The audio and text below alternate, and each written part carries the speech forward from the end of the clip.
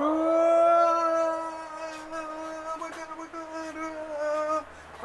falling, where's my brake on?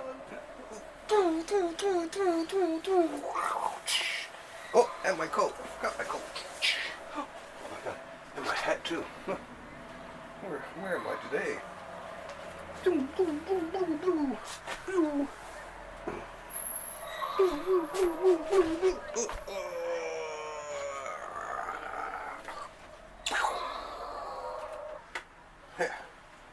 Okay.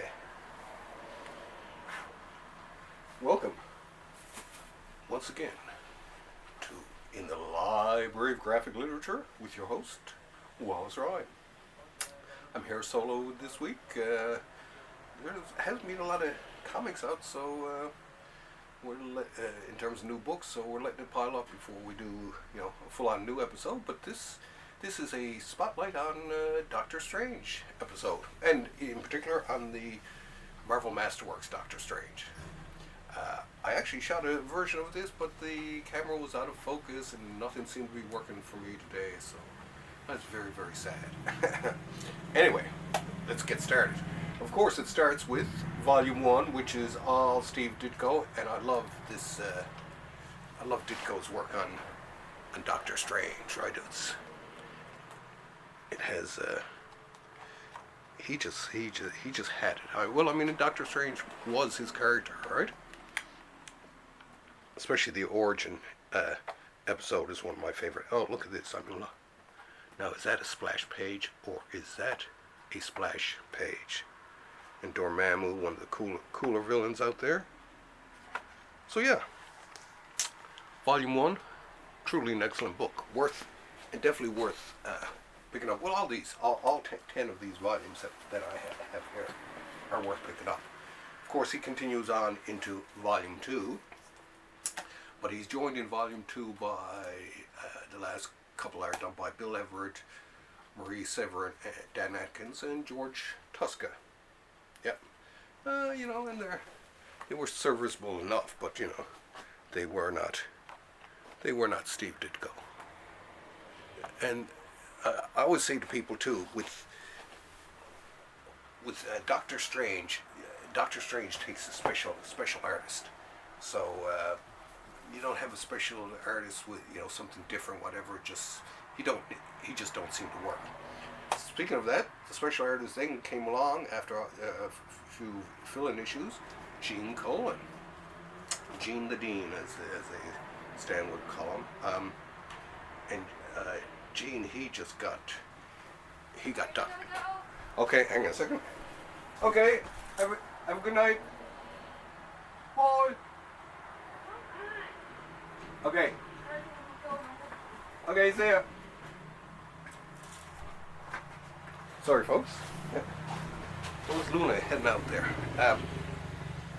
She's not on tonight's episode because we don't have any new stuff. So anyway, Gene Colan. Look, Gene had it. The same qualities that made him so good on the Tomb of Dracula makes him great on this too. So yeah, this one, and it's just about, I think that one is all, Volume 3 is all, that's this volume, Volume 3 is, called, is it Colin, Palmer? Oh yeah, there was Palmer, Atkins, and Buscema too. The Buscema was the Avengers one. I was wondering about that. And funny enough, Tom Palmer was the person who drew the last non-Gene Colan Doctor Strange before Gene took over himself. Beautiful, anyway. So that's 3. Now, sorry for the sweating, but I am getting over the flu. Then the Gene Colan runs over into Volume 4, and of course, some of the great Gene Colan stories are in this volume, so you should get this. Now, this also includes a few not fill-in issues.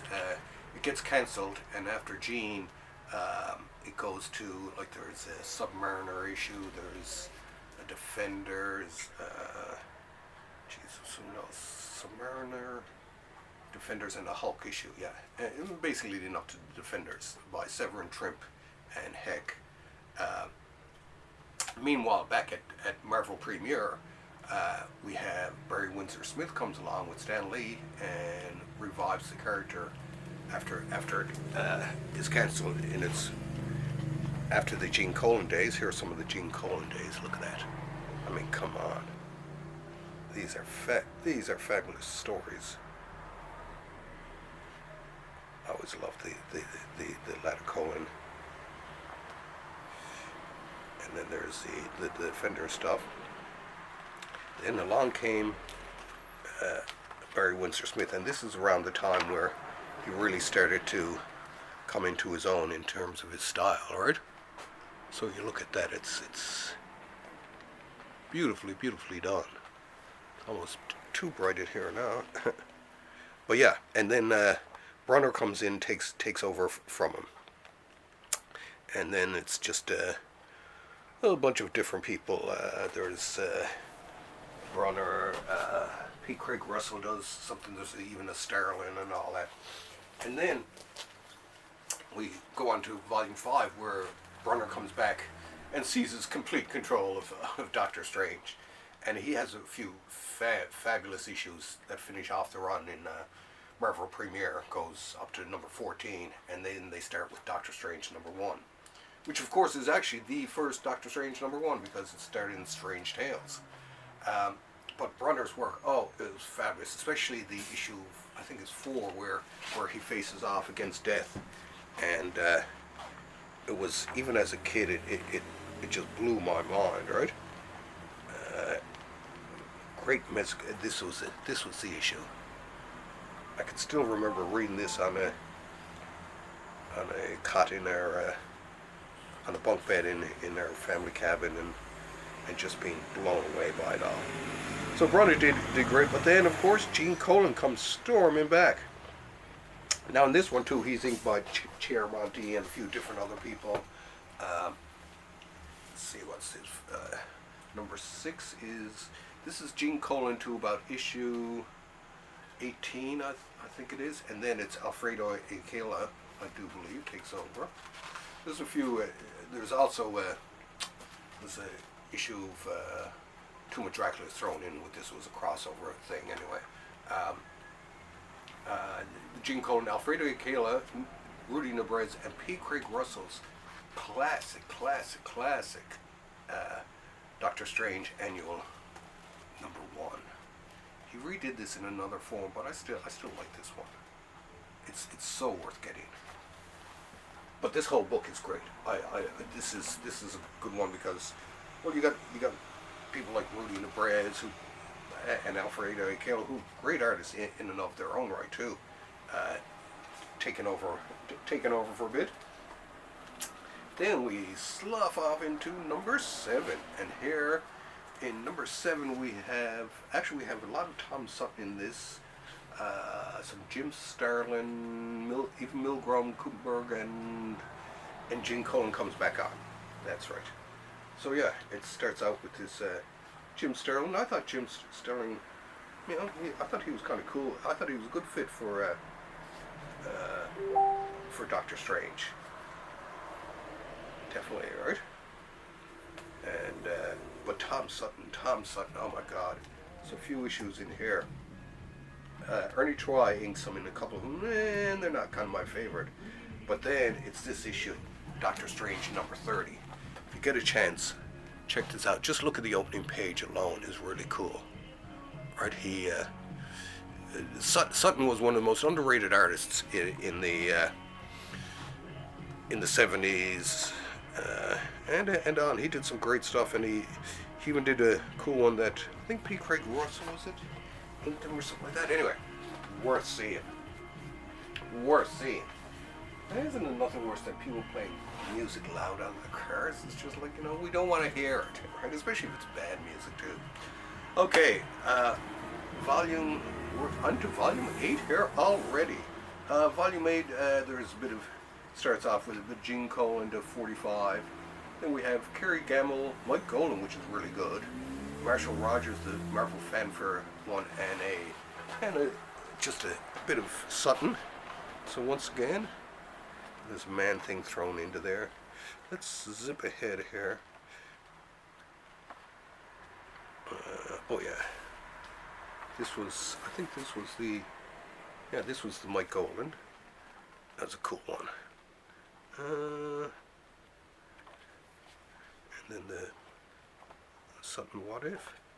So yeah, so that one's sort of a quick volume to zip through. that ain't gonna win any awards. Are you focusing on me now? If I download this and it's unfocused, I'm gonna go berserk. Anyway, then we're on to number 9, which has Marshall Rogers, Paul Smith.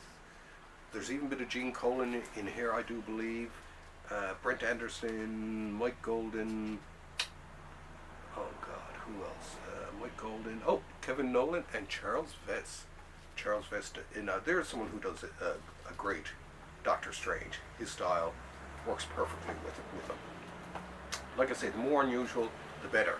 And especially in this one, this has the Marshall Rogers run, which was one of my favorite runs, right up there. I don't know if I'd say Gene Colan, but the Doctor Strange run, he was such a unique artist. He worked perfectly with him. Loved him. And Michael Golden, like I say, was perfect for him too. So, and yeah, like I say, I had the flu this week. I'm just barely getting over it. That's why it's 6 Eastern Standard Time. I'm going to do a Comics Positive. I've been doing them live this week just because I've been drained from being sick, and I find it's easier for me to talk about it than sit down and write up a huge explanation, go over it. I can do it more like this. Anyway, this one has Dan Green, which, you know, it's okay, I guess. But there's a lot of Paul Smith, Steve Laiola, Carl Potts, Tony Salmons, who's an amazing artist. I don't know whatever happened to him, and Brett Blevins. Blevins I liked from his work on the New Mutants, actually. So you know, this is a volume 2. You know, I'll buy every volume I can of the Doctor. I also have 2 omnibuses. Oh, there's Steve Laiola, who does an amazing Dracula in this. But yeah, once again, and that's the Tony Salmons one. It's just so cool. I think it is, yeah. And like I say, the Steve Laiola, I hope I'm pronouncing his name properly, you know. That's what I always pronounce. I'm sure someone will tell me if I'm wrong. Anyway, Doctor Strange, how I love thee. Let me count the ways. I love you so much. If I love you so much, why haven't I married you? Well, I don't know, you know. And this Paul Smith one is amazing, Terry Austin. So yeah, we end off on a sort of reasonably happy note with number 10 there. Anyway, that's it for the Marvel Masterworks cavalcade of Doctor Strange there. Some great artwork there. I'd recommend every single one of those volumes, really. So run on, get them, and grab those Doctor Strange Sorcerer Supreme volumes. They're worth it too.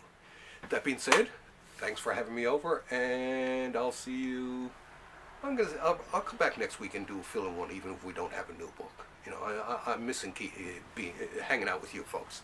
And check out, of course, Comics Positive tonight. And check out my weekly Comics Positive stuff. And stay tuned for next Library Graphic Ledger. And don't forget Thursday Comics. Oh no, the mother box is taking me away. Okay, love y'all. Thanks for having me over. Bye.